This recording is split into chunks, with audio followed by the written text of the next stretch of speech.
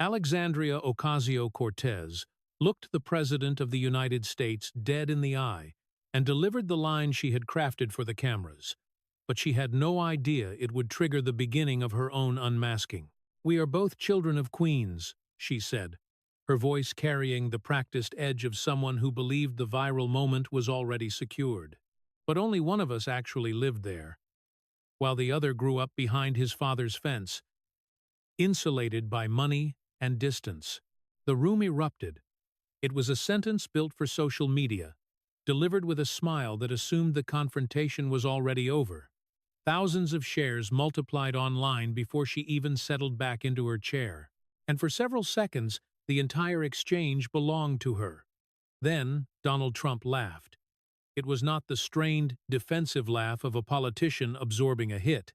It was the loose, genuine laugh of a man who recognized the massive opening she had just handed him. That laugh instantly changed the temperature of the room. It denied her the crucial reaction her attack required. And without it, the insult immediately began to shrink. Political strikes like hers depend entirely on visible injury, a defensive explanation, a nervous interruption, or any sign the target accepted the frame. Trump accepted none of it.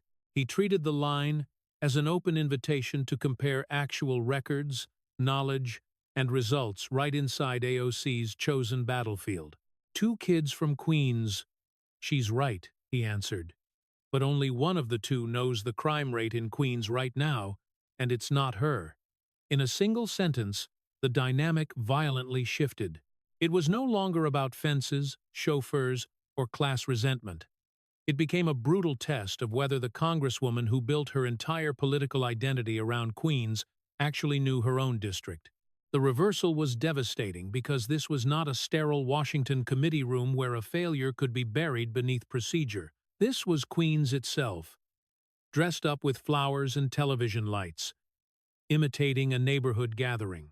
AOC had opened with the Q44 bus, the corner bodega, the elevated train, and the apartment window that wouldn't close, details chosen to project an intimacy Trump supposedly could never buy. She spoke as the bartender who became a congresswoman, leaning forward, wearing the posture of someone who wanted constant motion to look like authenticity. Trump did not challenge her memories. He challenged her numbers. And memories cannot rescue a politician who does not know the numbers. She had named Jamaica Estates, the private drive, the security guard, and the father whose wealth allegedly insulated Trump from the borough. She told him not to lecture her about Queens because, in her version, he had only seen it through glass, while she had lived the daily reality. The audience rewarded the performance because it sounded like class revenge, delivered in the language of local pride. For a moment, it seemed perfect. Trump did not deny the fence, pretend he grew up poor, or defend the privileges everyone already knew he possessed. Instead, he stated that his father had built thousands of apartments for working families, placing physical buildings, doors, and keys across Queens. He then forced the audience to compare that concrete record with AOC's speeches, social media posts, and slogans.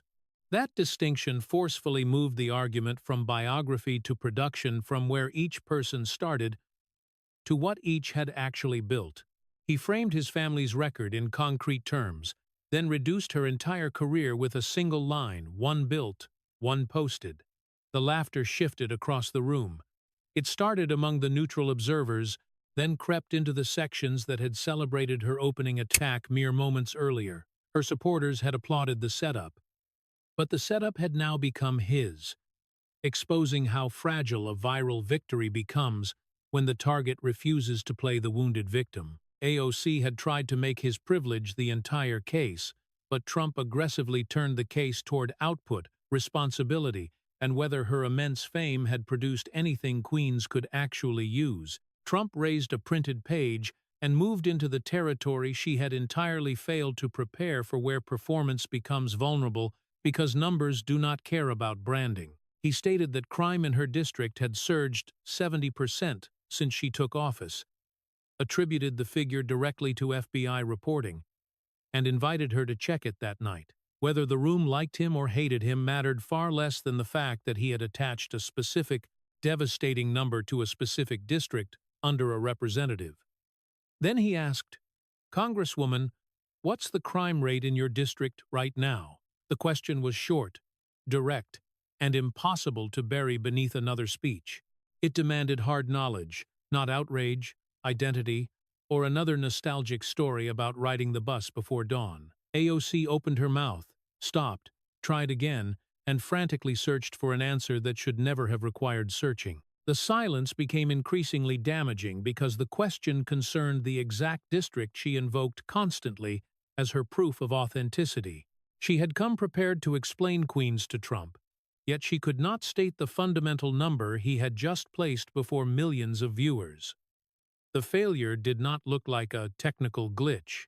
It looked like a representative discovering on live television that she knew the political language of her district vastly better than its actual condition. People in the gallery did not need to support Trump to understand the profound difference between a politician who speaks about them and one who actually knows what is happening to them. A woman in a diner uniform shifted forward, not cheering, not laughing, simply watching as confidence curdled into doubt. That reaction mattered vastly more than partisan applause because doubt breaks political loyalty long before anger does, and it cannot be redirected toward another enemy. Trump repeated the 70% figure and connected it directly to her tenure, forcing the room to compare her previous certainty with her current factual emptiness. She had mocked the fence to prove he did not know Queens, but within minutes, the man behind it appeared to know her district better than its own representative.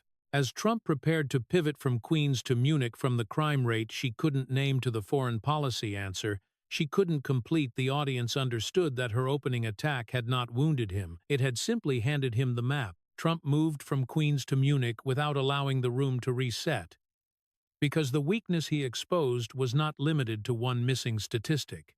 He brought up the February Security Conference and the critical question she received regarding whether America should defend Taiwan if China invaded. Every serious national figure should have considered that issue before stepping onto an international stage. Yet her answer had dissolved into hesitations and abandoned clauses. Trump did not paraphrase it, exaggerate it, or hide behind interpretation. He read the transcript exactly as she delivered it. Accuracy was vastly more damaging than mockery because it left no escape route, except denying her own recorded words. He repeated the ums, the vague references to long-standing policy, and the verbal searching that revealed how little actual command stood behind her public confidence. 7 stumbles in 40 seconds became far more than mere nervousness when the subject involved China, Taiwan, American troops, and the possibility of war. AOC had tried to dismiss the embarrassment as sarcasm, but sarcasm about basic competence does not suddenly become sophisticated just because it is posted after the fact. Trump reminded the room that she had called herself a silly girl after appearing before world leaders who were measuring American seriousness. They believed her, he said.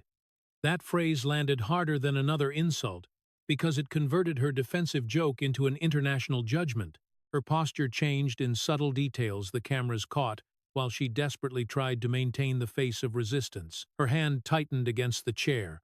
Her chin dropped slightly, and the energy behind her opening attack suddenly looked increasingly manufactured. The room had watched her aggressively claim superior knowledge of Queens, then fail to state the crime rate in her own district. Now it heard a second glaring example of her certainty collapsing when a basic question required a direct answer instead of a performance. What initially looked like one bad moment was rapidly becoming a pattern of ambition moving vastly faster than preparation. Trump then shifted his focus from competence to hypocrisy, zeroing in on the exact subject AOC used against everyone else: wealth, privilege, and elite excess. He cited her February 2025 claim that she commuted to Washington by rail or commercial flight, a carefully maintained image of the working-class representative. Then, he placed that claim right beside her April appearance in Bakersfield, where she stepped off a Bombardier Challenger private jet during her Fight Oligarchy tour. The aircraft cost $15,000 an hour, making the slogan sound less like a principled stand and more like glaring satire. Trump noted that he had flown privately for years, but at least he did not attempt to rename luxury as resistance. The laughter landed perfectly because the evidence was baked inside the joke, and it could not be separated.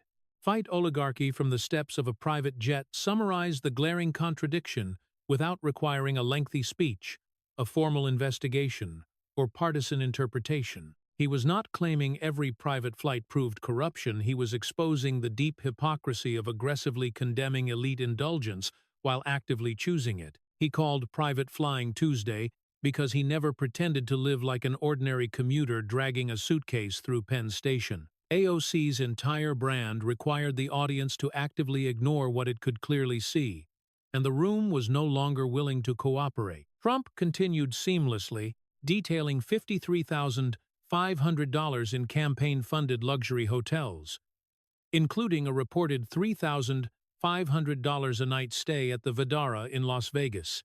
He knew the property, he knew the market, and he knew exactly what that price represented. Because luxury hotels were his native business language, that rate did not resemble sacrifice by a working-class advocate, it resembled the exact habits of the wealthy people she constantly attacked. The room laughed again when Trump pointed out that actual oligarchs stayed at Vdara, alongside the congresswoman who claimed to be fighting them.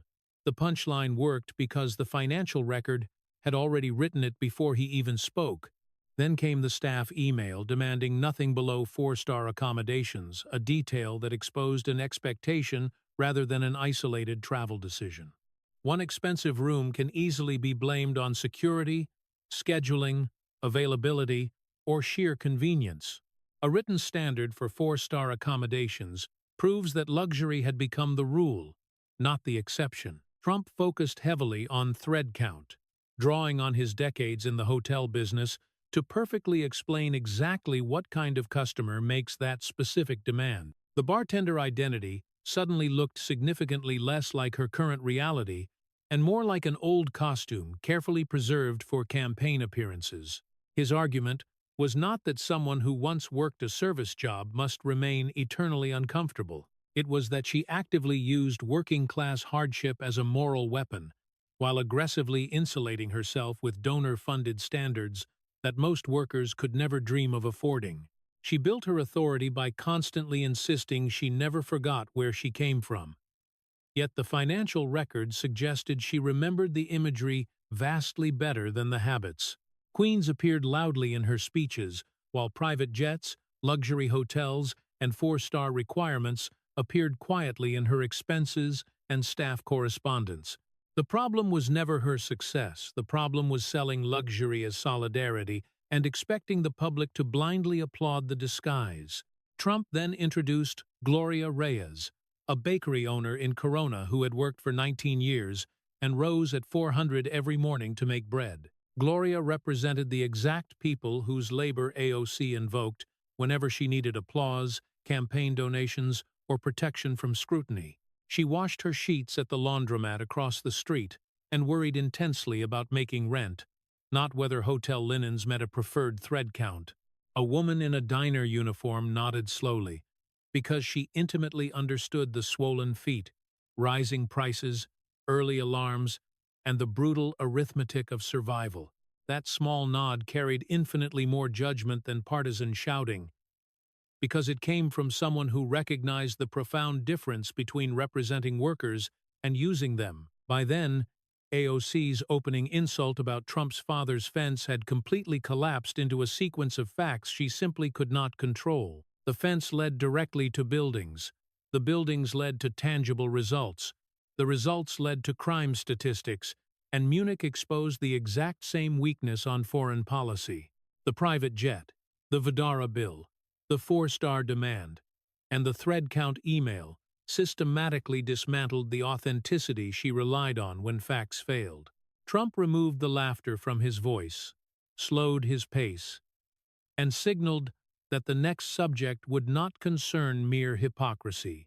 Glorious donor money was about to lead the room directly into companies, federal filings, campaign classifications, and serious questions that could not be answered with another emotional speech about queens. He removed the humor entirely because campaign finance needed no theatrical fog, and he wanted every single number to remain starkly exposed. He cited $900,000 from her campaign paid to Brand New Congress LLC, an entity connected to her former aide, Saikat Chakrabarti. Federal filings described those massive payments as strategic consulting, a phrase that sounded ordinary while effectively concealing what the company reportedly actually performed. Chakrabarti had publicly admitted the operation handled fundraising and volunteer activity functions, heavily resembling campaign machinery rather than outside advisory services. Trump's point was merciless. When reported labels do not match actual work, the issue stops being about branding and becomes about federal compliance. He stressed that federal forms are not social media captions where language can redirect attention and loyal supporters fill in the gaps. Campaign reports exist specifically to tell donors, regulators, and voters exactly where money went, why it moved, and what specific service was purchased. Calling operational work consulting does not become accurate simply because the softer term sounds safer, or because political allies dislike the person asking the question. Trump cited a former FEC commissioner who stated the evidence easily justified civil investigation and could even warrant criminal review by federal authorities. Those words carried massive weight because they came from someone who actually administered campaign rules, not a political rival improvising accusations for cheap applause. He then moved to March 2026, detailing 3 payments totaling $18,725 to Dr. Brian B. in Massachusetts. The official filings labeled their purpose as leadership training language, clearly designed to sound professional, developmental, and routine inside a political organization. Trump noted that Dr. B. was a psychiatrist and argued that the service strongly appeared to involve therapy.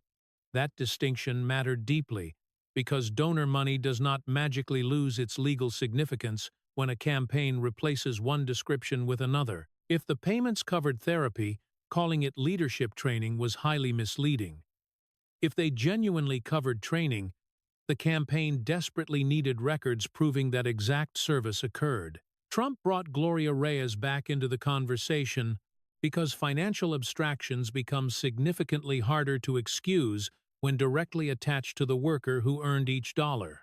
Gloria had sent $20 from her bakery wages, genuinely believing she was supporting someone who claimed to fight for people living like her. She rose before dawn, measured ingredients, paid bills, watched her rent increase, and deeply trusted campaign money would finance work she understood. The revelation that part of those hard-earned donations reached a psychiatrist beneath a label she would never have interpreted as therapy was devastating. Gloria did not know when she contributed, Trump said.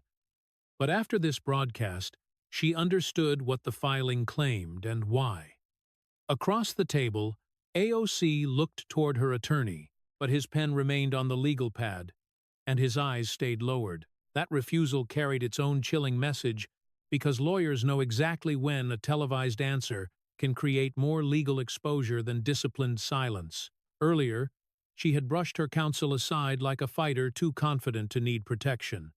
But now, she actively accepted his steadying hand. Her posture changed completely from confrontation to stabilization, from a politician controlling the room to a vulnerable client measuring every single sentence. Trump did not need to describe the fear, because the cameras recorded it playing out between her searching eyes and her attorney's passive face. Then came an announcement only a sitting president could deliver with the force of executive knowledge behind the words. Trump stated that the 2019 FEC complaint had ended in a 3-3 deadlock, not through a definitive finding clearing her on the merits. A deadlock is absolutely not vindication, and he emphasized that distinction because political statements routinely erase procedural weakness for public consumption. With a newly constituted commission, he noted, the previous barrier no longer guaranteed her protection, while the March 2026 complaint remained fully active. Two serious complaints now confronted her, and his earlier impeachment joke only sharpened the seriousness hidden beneath the room's laughter. The gallery laughed briefly, then turned deadly silent as reporters stopped drafting commentary and frantically began sending alerts to editors and producers. Presidential confirmation of active proceedings could not be dismissed as just another insult clip, because consequences would continue long after the cameras turned away. The facts would move through newsrooms, legal offices, donor circles, and opposition teams long after the stage lights cooled. Her staff could attack Trump's motives, but motive could not erase payment totals, filing categories, public admissions, or pending federal complaints. The spectacle she had meticulously designed around his privileged upbringing had become a live, unsparing inventory of her own political and legal vulnerabilities. AOC stood up, because retreat would have looked even worse, and she returned to the exact language that had carried her through previous confrontations. She spoke passionately about the minimum wage, rent, child care, hospital closures, failing schools, flooded subways, and the queens she claimed to serve. The speech was forceful and deeply familiar, but it was also entirely built to move past every specific issue Trump had just placed before her. She attacked Jamaica estates again, because class imagery was vastly safer than discussing federal filings, and biography offered vastly more room than legal requirements. Trump waited patiently until she claimed service to queens, then cut directly through the speech with two devastating words: crime rate. The interruption was brutal because it returned everyone instantly to the first unanswered question and completely exposed her speech as deliberate avoidance. Trump again demanded the crime rate in the district she invoked as absolute proof of her authenticity and moral authority. 40 minutes had passed, more than enough time for her staff, armed with phones, databases, and federal access, to place one single number before her. Surprise was completely gone as an excuse, and confusion no longer looked temporary or forgivable. Either she still genuinely did not know, or she knew and understood that saying it aloud would confirm the staggering increase Trump had tied directly to her tenure. She gave no number, and the second silence was significantly worse because it transformed an initial lapse into a final verdict on her preparation. Trump repeated the 70% increase and contrasted his specific knowledge from Mar-a-Lago with her glaring ignorance while actually representing Queen. He stated that the borough needed actual numbers, not clever clapbacks, reducing her entire political style to the weapon that had opened the evening and ultimately trapped her. The gallery stopped behaving like a political audience and started weighing the moment like a jury, hearing the exact same question twice.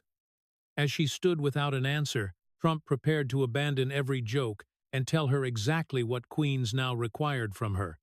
He dropped the showmanship completely, and the missing grin changed the room far more than another punchline could have. He spoke not as the president performing for the cameras, but as one child of Queens addressing another about a borough both fiercely claimed to understand. He acknowledged her undeniable talent, her ability to fill massive rooms, move people, raise incredible money, and make her supporters genuinely believe change was possible. Then he asked what that immense talent had actually produced beyond Instagram, TikTok, Munich blunders, private jets, luxury hotels, and heavily managed symbolism. The question was brutal because it measured enormous influence against tangible results, exposing how extreme visibility had delivered so little. He returned to Queens and placed his father's concrete record directly beside her brand buildings against slogans, doors against clips, keys against applause. He admitted the existence of the fence because denial would have weakened him, then argued that Fred Trump created apartments where working families lived and raised children. She had spent years turning that fence into evidence of moral distance, but Trump masterfully turned it into a comparison she could not escape. His father, he said, built vastly more for Queens from behind that fence than she had built in front of every camera. The room had already watched her fail twice on her own district's basic number. Then Trump said, "Go home, Congresswoman." He immediately made clear he was not repeating the old, controversial, send her back slogan. He meant Queens, not exile. He told her to return without a staged photo opportunity, without a campaign crew, and without a prepared speech. He told her to learn the crime rate, the rent, Gloria's name, and what 400 inches the morning actually looked like inside a Corona bakery. His voice became plain, almost private, entirely stripping the exchange of spectacle and leaving only a devastating accusation of distance. Queens needed her, he said, but only if she returned and learned the place beyond her empty national slogans. The room did not applaud, because applause would have entirely cheapened what had just happened, and everyone seemed to recognize that instinctively. Instead, the audience exhaled, with the profound stillness of people who had stopped watching a contest and started forming a judgment. A woman in the fourth row wiped her eyes not for Trump and not for AOC, but for the borough reduced to statistics no one could soften. Her tears belonged to the bus, the laundromat, the bakery, the rent notice, and the workers who understood survival vastly more intimately than thread count. That reaction carried no party label, which made it infinitely more politically dangerous for the Congresswoman. The moderator invited AOC to deliver a closing statement, and she stood because remaining silent would have looked like absolute surrender. She spoke about her mother, the Bronx, working families, justice, and the core values that had built her career. The words were deeply familiar, polished, emotionally correct, and completely disconnected from the specific, devastating questions the evening had forced open. She did not mention the crime rate, Munich, the FEC complaints, the psychiatrist, the private jet, the luxury hotels, or the filing labels. After 90 brutal minutes of numbers, a speech about vague values sounded exactly like what politicians use when facts become far too dangerous to address directly. Trump remained seated and did not add another shot, which, coming from him, was more striking than another attack could have been.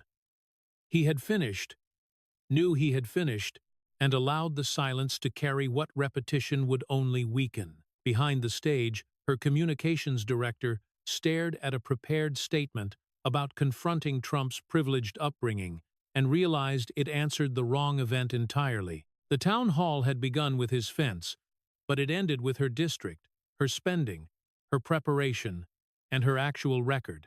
He deleted the statement because no language about motive could erase what 11 million people had just watched unfold live. The first clip to explode online was the fence exchange her insult, his laugh, and the devastating pivot from biography to results. It reached tens of millions because the laugh neutralized the attack before the insult could harden into the victory she had expected. The second clip showed Trump asking for the crime rate twice, 40 minutes apart, while she failed both times to provide it.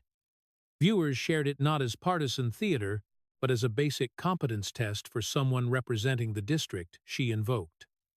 The third clip lasted longer because go home sounded like genuine advice, not expulsion, and came completely unexpectedly. Her office later described the event as a spectacle meant to distract from failures on housing, healthcare, and immigration. The statement desperately attacked the reason for the confrontation while refusing to address the evidence produced during it. It did not answer the crime question, the Munich transcript, the travel expenses, the 4-star standard, or the campaign finance complaints. The FEC confirmed through ordinary procedural channels that the complaints remained under active review, making avoidance infinitely harder to sustain. The issue had rapidly moved beyond one television night and into legal, political, and donor consequences that no communications memo could ever simply outlast. Silly girl became ruthless shorthand for unpreparedness disguised as irony, and political rivals began using the phrase without even naming its source. A supplemental complaint cited contradictions between her claims and campaign spending, using the town hall footage as a literal map of weaknesses in Corona. A local challenger held a church basement meeting and opened by boldly stating she knew the crime rate, the rent, and the price of eggs. The sentence was not elegant or viral, but it contained the one thing AOC had failed to provide on the stage. 30 people asking whether their representative still actually knew them was the beginning of something. At 400 inches the morning, Gloria Reyes unlocked her bakery and began the work she had performed for 19 years. She had watched the go-home clip repeatedly, not because she supported Trump, but because she recognized the profound truth inside the instruction. Gloria knew the cost of flour, rent, gas, labor, and the $20 donations she sent with faith in someone fighting for her. She mixed water, salt, yeast, and flour, while Queens remained exactly where it had always been, waiting for representation that actually knew its numbers and its people. 2 kids from Queens had taken the stage, but only one had come home.